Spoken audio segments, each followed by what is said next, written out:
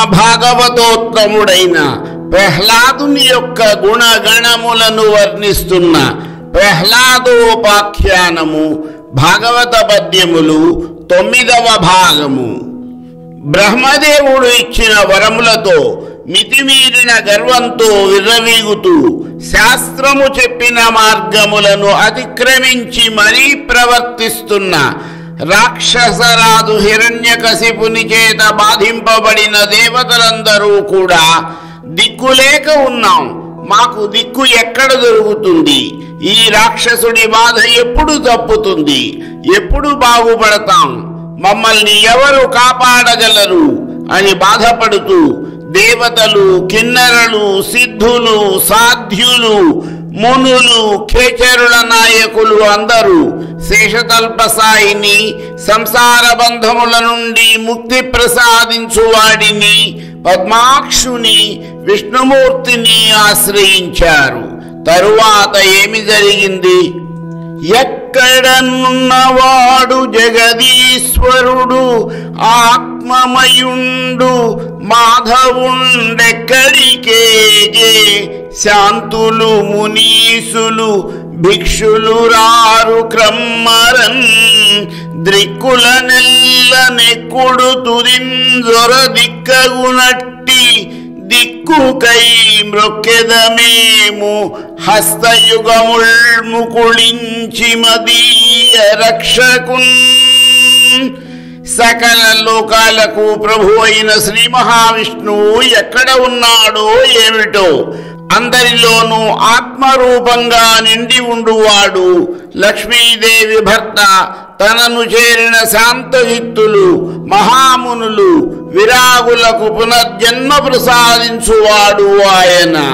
రక్షకులలోకెల్లా బహుశ్రేష్టమైన రక్షకుడు, అందరిచే శరణు వెడదగిన వాడు. ఆయనను రక్షించమని 2 చేతులు మోడ్చి మొక్కుతున్నాము. ఈ విధముగా తమలో తాము బాధపడుతూ వారు ఆహార పానీయములను విడిచిపెట్టారు. మనస్సులు మరే ఇతర విషయములపైకి పోకుండా నిగ్రహించుకుంటూ బుద్ధిని చిక్కబట్టుకున్న వారై పరంధాముడు, మహాపురుషుడు, సచ్చిదానంద స్వరూపుడు, మహాత్ముడు, పరమేశ్వరుడు, ఆత్మజ్ఞానానంద స్వరూపుడు, హృషికేశుడు అయిన శ్రీ మహావిష్ణువుకు మొక్కారు. జగన్నాథుడైన శ్రీహరి వారి కన్నులకు కనపడకుండా దిక్కులన్నీ ప్రతిధ్వనించేలా మేఘ గంభీర స్వరంతో ఈ విధముగా పలికాడు. భయమున్ చెందకుడయ్య నిర్జరవరుల్, భద్రంబుమీ కయ్యడున్, జయమున్ లాభము భూత సంతతికి మత్సందర్శన ప్రాప్తి నవ్యయమై చేరు, ఎరుంగుదున్ దితిసుత వ్యాపార భాషా విపర్యయముల్, కాలము గూడ చంపెద చనుండందాక మీత్రోవలన్. దేవతలారా, భయపడకండి, నా దర్శనము వలన తప్పక మీకు సకల ప్రాణులకు మేలు జరుగుతుంది, మీకందరికీ జయము కలుగుతుంది. రాక్షసరాజైన హిరణ్యకశిపుని యొక్క దుందుడుకు చేతలు, దుర్సుమాటలు సమస్తము నాకు తెలుసు. తగిన సమయము వచ్చినప్పుడు అతనిని నేను తప్పక సంహరిస్తాను. అప్పటిదాకా ఓపికగా ఉండి మీ దారులలో మీరు వెళ్ళండి. శుద్ధ సాధులందు, సురలందు, శృతులందు, గోవులందు, విప్రకోటియందు, ధర్మ పదవియందు దగిలి నాయందు వాడెన్నడలుగునాడే హింసనొందు. కపటము లేని సాధుజనులతోనూ, దేవతలతోనూ, వేదములతోనూ, గోవులతోనూ, బ్రాహ్మణులతోనూ, ధర్మముతోనూ, నాతోనూ ఎప్పుడైతే శత్రుత్వం వహిస్తాడో అప్పుడే వాడు చస్తాడు. కన్న కొడుకు శమదమ సంపన్నుడు నిర్వైరుడు అనక ప్రహ్లాదుని వాడెన్నడు రోషంబున ఆపన్నతనుందించునాడే పట్టి వధింతున్.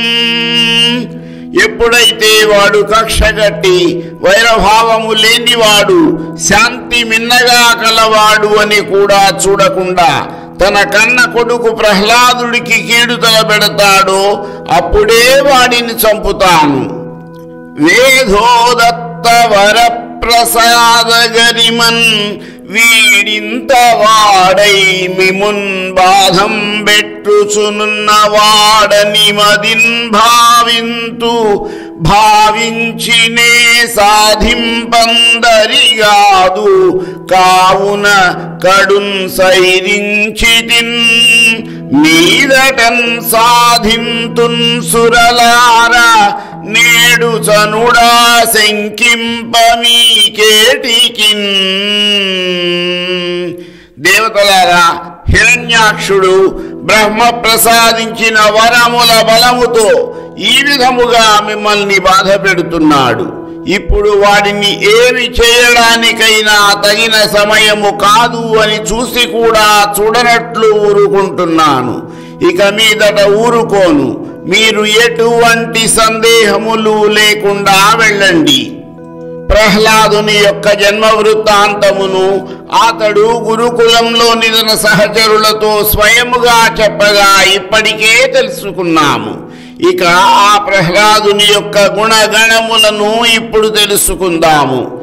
తన యందు అఖిల భూతములందు ఒక భంగి సమహితత్వంబున జరుగువాడు, పెద్దల పొడగన్న భృత్యుని కైవడి చేరి నమస్కృతుల్ చేయువాడు, కన్నుదోయికి అన్యకాంతలడ్డంబైన మాతృభావము చేసి మరలువాడు, తల్లిదండ్రుల భంగి ధర్మవత్సలతను దీనులగా వచింతించువాడు,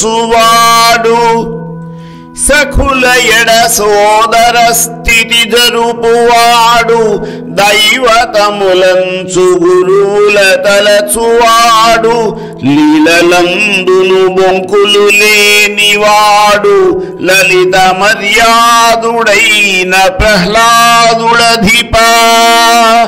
ప్రహ్లాదుడు చక్కటి వివేకము కలిగిన వాడు, సకల ప్రాణులను తనతో సమానులుగా చూచువాడు, సజ్జనులు కనబడితే సేవకుడిలా వారి దగ్గరకు వెళ్ళి మ్రొక్కువాడు, పరస్త్రీలు కనబడితే తల్లిలా భావించి ప్రక్కకు తప్పుకొనువాడు, దిక్కులేని వారిని సొంత బిడ్డలలా కాపాడువాడు, మిత్రులతో అన్నదమ్ములలా మెలుగువాడు, గురువులను దైవ స్వరూపులుగా భావించేవాడు, ఆటలలో కూడా అబద్ధాలు ఆడనివాడు, చక్కటి మర్యాద కలవాడు.